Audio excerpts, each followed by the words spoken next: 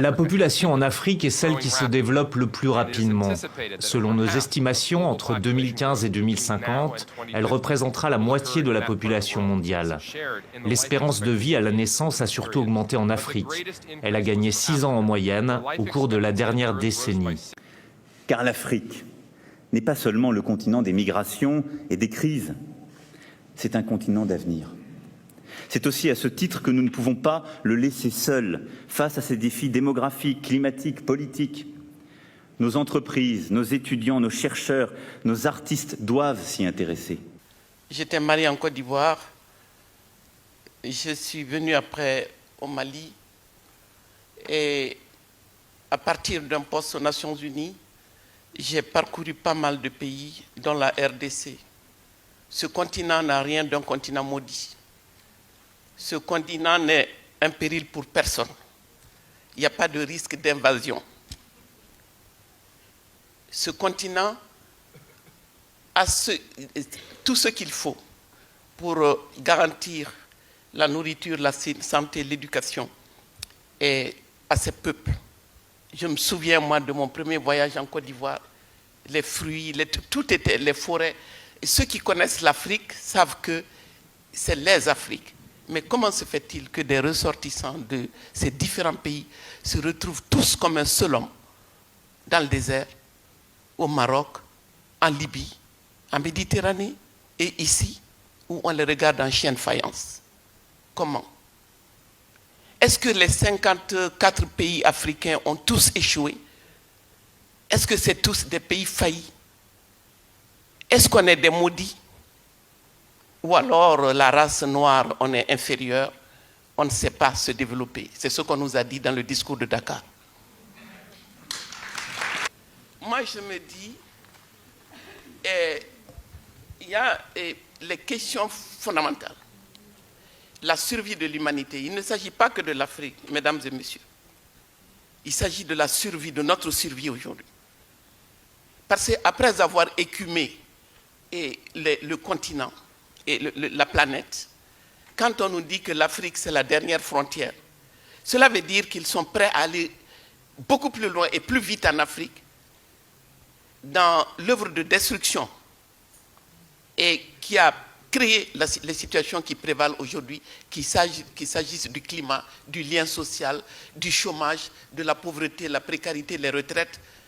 Ils sont déterminés à planétariser davantage ces solutions qui ne marchent pas. Alors pourquoi je dis que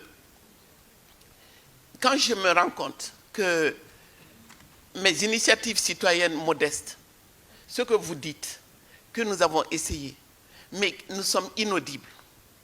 On est inaudibles parce que tout ce qui ne permet pas aux entreprises transnationales est de réaliser des retours juteux sur investissement. Et écoutez-moi bien, la guerre fait partie de ces investissements. La guerre, c'est du business. La guerre nécessite, il y a des retours sur investissement dans la guerre.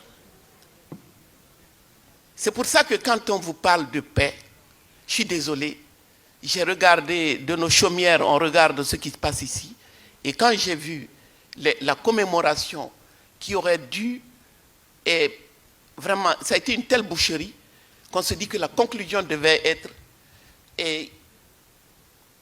le devoir, vraiment, sans ruser, sans tricher, et de faire taire les armes. Mais quand on voit qu'à l'issue d'un tel processus et d'un forum de Paris sur la paix, on vient vous parler d'une armée européenne contre qui? Quand c'est l'Europe qui envahit, quand c'est l'Europe qui a détruit la Libye, quand c'est l'Europe qui s'est invitée au Mali, personne ne lui a demandé de venir au Mali, je vous le garantis. On continue, on vous laisse entendre que Serval, c'était à la demande du président malien, je vous dis non. Il y a un excellent documentaire, c'est David Poujada qui l'anime, où on voit comment est la décision. La France est au Conseil de sécurité quand même. La décision d'intervenir au Mali, en fait, était prise depuis 2010. fallait, face aux BRICS, la Chine, la Russie, il fallait absolument reprendre pied dans le précaré français. Et le Mali a servi de tremplin pour cette phase de la militarisation de la mondialisation. Parce qu'on est entré dans la phase de la militarisation de la mondialisation. Nous n'en avons pas les moyens. Nous n'en avons pas l'envie. Je déplore qu'un pays comme le mien soit obligé de consacrer 22% de son budget à l'armée. Je dis, l'armement le meilleur dont nous avons besoin aujourd'hui. Nous devons outiller les citoyens. S'il y a une bataille à mener, c'est la bataille des idées. C'est nous, les soldats de cette bataille. Et nous avons besoin d'idées nouvelles, d'idées partagées. Et tout cela, c'est à construire à la lumière de nos réalités telles qu'elles sont en train de se dérouler aujourd'hui, ici et là-bas. Parce que moi, je ne veux plus que vous soyez, et avec tout le respect et l'admiration que j'ai pour vous, que vous ne soyez pas dans une position où vous nous écoutez parler des malheurs du monde et vous allez nous aider à trouver des solutions. Vous n'en avez pas. Vous n'avez pas de solution. Vous pouvez donner matériellement, financièrement, contribuer. Mais les solutions les meilleures viendront des peuples eux-mêmes, des peuples avisés, organisés, mobilisés.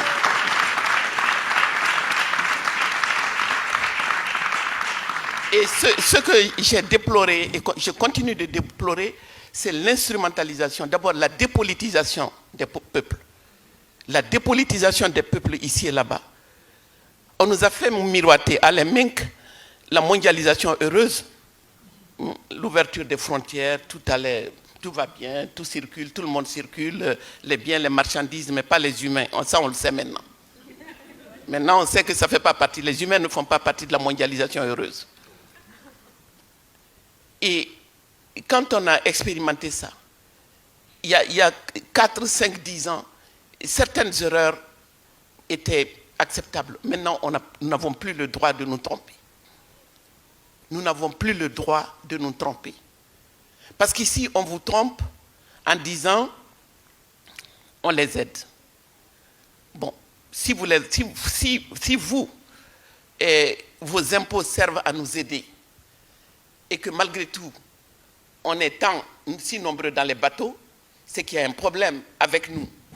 Mais moi, je veux que vous sachiez qu'il y a surtout un problème avec l'aide. Un problème avec le modèle économique dominant. Le capitalisme, depuis sa naissance, a eu besoin de l'Afrique. De la traite négrière à ce jour, ce système a eu besoin de l'Afrique. Ce système ne peut pas se passer de l'Afrique. La France, ce que la France veut aujourd'hui gagner en termes de croissance et d'emploi, se gagne malheureusement dans le cadre de cette guerre économique. Donc, les gens de la droite conventionnelle le savent, les conservateurs le savent. Ils savent très bien que ce continent immense de 30 millions de kilomètres carrés, avec toutes les ressources naturelles stratégiques dont ils ont besoin, c'est là-bas qu'ils peuvent aller chercher et la compétitivité va se gagner là-bas. Mais à condition que nous, on prépare le terrain. Si nous ne faisons pas les mêmes réformes structurelles que vous, ils ne peuvent pas entrer chez nous. Donc il faut que les politiques d'ajustement structurel, que nos dirigeants mettent bien dans leur tête que tout ce qu'ils ont à faire, c'est de réformer. Et les mêmes réformes qu'on vous inflige aujourd'hui, dont vous ne voulez pas, on va nous les infliger à nous, mais tout passe comme une lettre à la poste, parce que personne ne comprend. La télévision, nos télévisions, c'est comme la mondialisation heureuse, c'est les télévisions du bonheur. On chante, on danse à longueur de journée. Et on s'est mis à faire des novellas, il faut voir, des histoires d'amour à l'eau de rose, et la dépigmentation, les cheveux longs, ongles longs, faux style, tout est faux. Tout est faux, mais parce que c'est comme cela, la dimension psychologique, le miroir qui nous a tendu. Nous ne sommes rien tant que nous ne sommes pas comme l'Europe, tant que nous ne faisons pas comme l'Europe, ni humainement, ni politiquement. Et humainement, les femmes sont les plus piégées.